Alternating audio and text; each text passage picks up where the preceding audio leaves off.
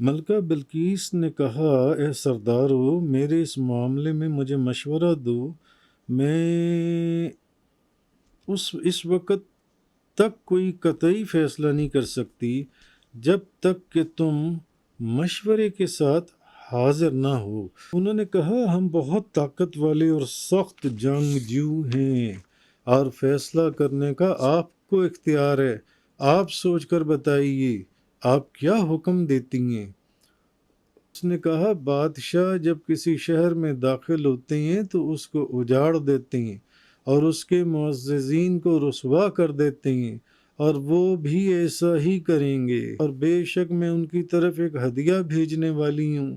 پھر دیکھوں گی کہ سفیر کیا جواب لاتے ہیں۔ پھر جب وہ سفیر ہدیہ لے کر سلیمان کے پاس پہنچا تو انہوں نے کہا، کیا تم مال کے ساتھ میری مدد کر رہے ہو؟ سو اللہ نے جو کچھ مجھے دیے وہ اس سے بہتر ہے جو اس نے تمہیں دیے، بلکہ اپنے ہدیے پر تم ہی خوش ہوتے رہو۔ ان کے پاس واپس جاؤ اور انہیں بتا دو کہ ہم ضرور ایسے لشکروں کے ساتھ ان پر حملہ کریں گے جن کے مقابلے کی ان میں طاقت نہیں ہے، اور ہم ضرور ان کو ذلیل اور رسوا کر کے وہاں سے نکال باہر کریں گے۔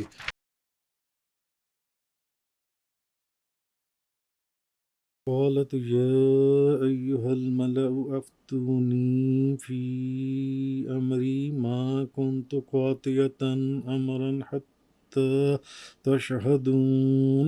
ملکہ بلقیس نے کہا، اے سردارو، میرے اس معاملے میں مجھے مشورہ دو۔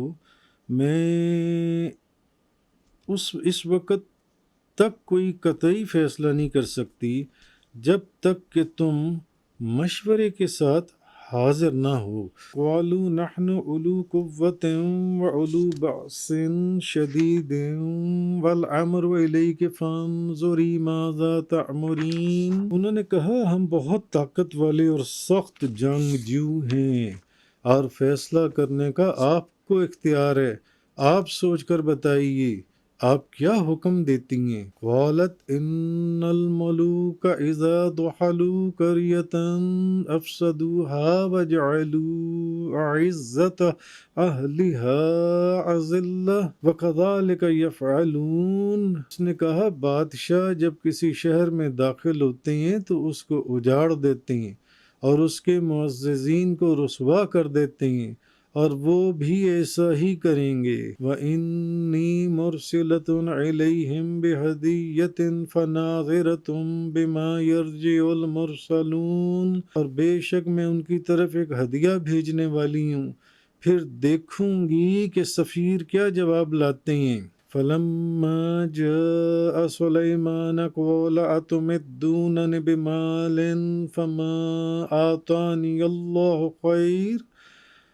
فما آتاني الله خير مما آتاكم بل انتم بہدیتکم تفرحون۔ پھر جب وہ سفیر ہدیہ لے کر سلیمان کے پاس پہنچا تو انہوں نے کہا، کیا تم مال کے ساتھ میری مدد کر رہے ہو؟ سو اللہ نے جو کچھ مجھے دیے وہ اس سے بہتر ہے جو اس نے تمہیں دیے، بلکہ اپنے ہدیے پر تم ہی خوش ہوتے رہو۔ ارجع الیہم فلنأتینہم بجنود لا قبل لہم بها ولنخرجنہم منها اذلۃ وہم صاغرون۔ ان کے پاس واپس جاؤ اور انہیں بتا دو کہ ہم ضرور ایسے لشکروں کے ساتھ ان پر حملہ کریں گے جن کے مقابلے کی ان میں طاقت نہیں ہے، اور ہم ضرور ان کو ذلیل اور رسوا کر کے وہاں سے نکال باہر کریں گے۔ تو اب ہدہد حضرت سلیمان علیہ السلام کا مکتوب لے کر بلقیس کے پاس غیر معمولی طریقے سے پہنچا تھا۔ اب اس کو پڑھ کر بلقیس بہت دہشت زدہ ہو گئی۔ تو حضرت سلیمان علیہ السلام نے فرمایا تھا کہ تم میرے مقابلے میں سر نہ اٹھانا اور میری اطاعت گزار بن کر میرے پاس حاضر ہو جانا۔ اب دو چیزیں تھیں، یا تو بلقیس حضرت سلیمان علیہ السلام کے خلاف مقابلے کے لیے تیار ہو کر آتی، یا پھر اللہ پر ایمان لاتی اور ان کا مطیع اور فرما بردار بن کر حاضر ہو جاتی۔ اچھا، کیونکہ بلقیس اب یہ بھی دیکھ چکی تھی کہ حضرت سلیمان علیہ السلام کی حکومت تو نہایت ہی غیر معمولی حکمرانی ان کو حاصل ہے، وہ تو ان کی حکومت تو پرندوں کے اوپر بھی ہے، درندوں کے اوپر بھی ہے۔ وہ خوف زدہ تھی، اس لیے اس نے اپنے دربار کے سرداروں سے مشورہ کیا۔ اب اس بات کے اندر یہ بھی اس جگہ سے ایک یہ بھی کہ بلقیس نے اپنے سرداروں سے ہی مشورہ کیا، قرآن ہمیں بتا رہے۔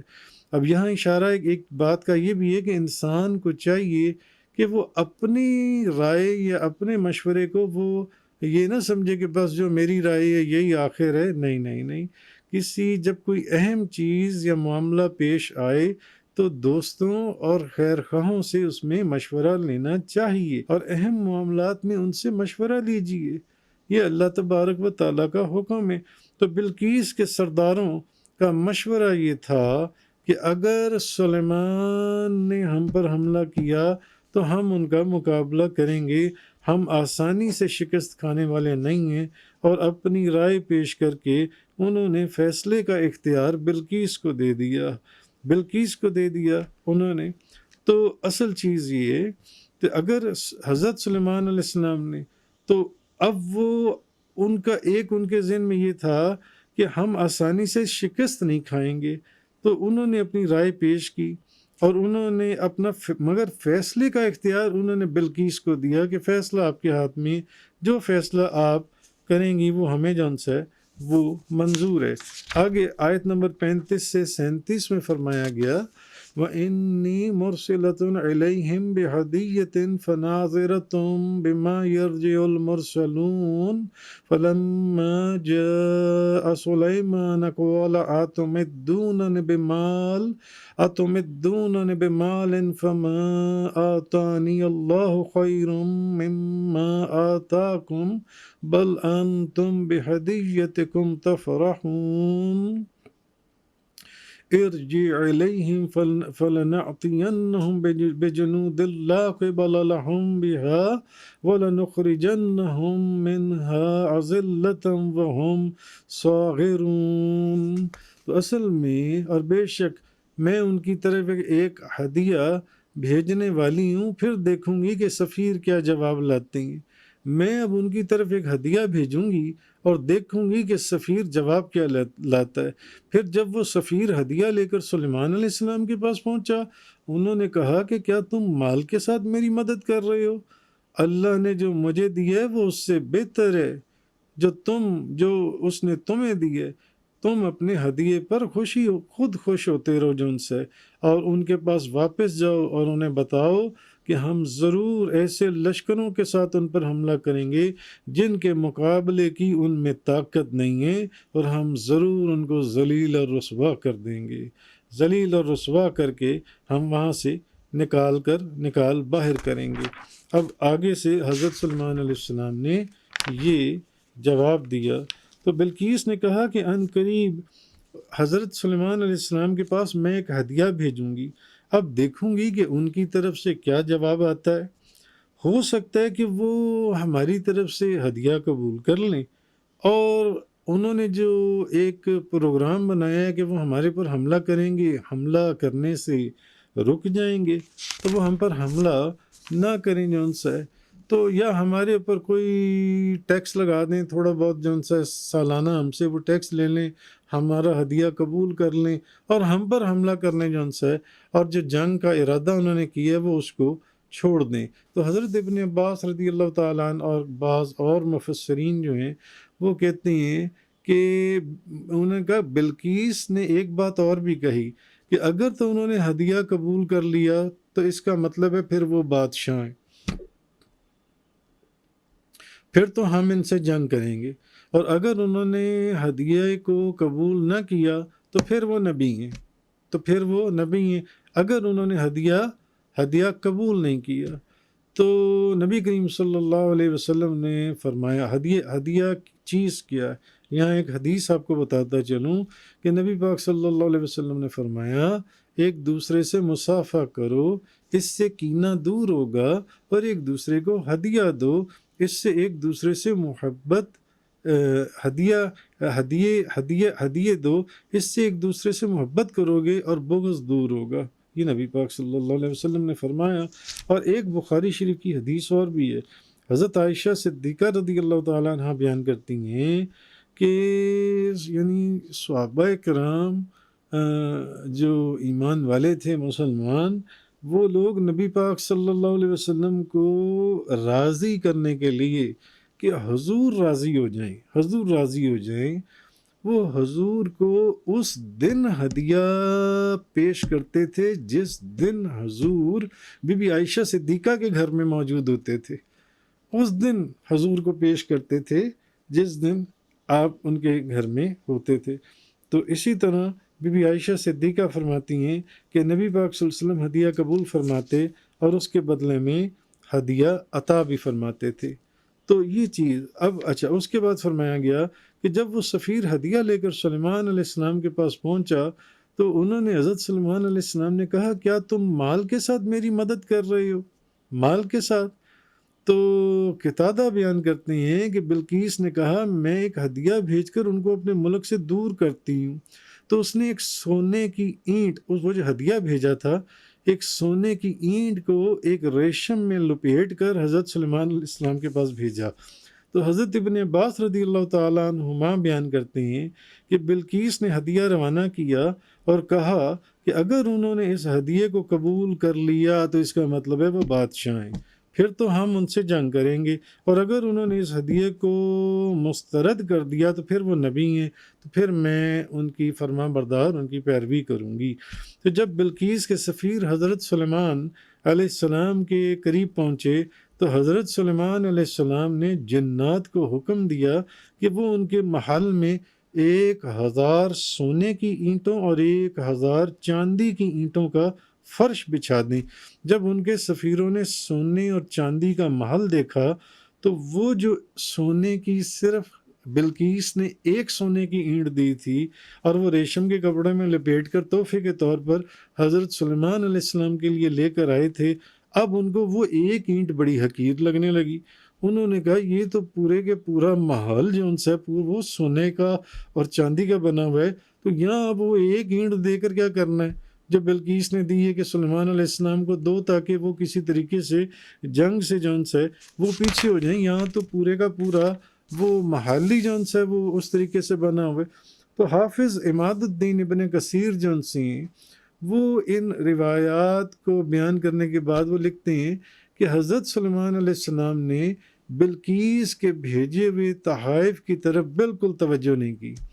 آپ نے توجہ ہی نہیں کی، فرمایا کیا تم لوگ مال کے ساتھ میرا مقابلہ کر رہے ہو؟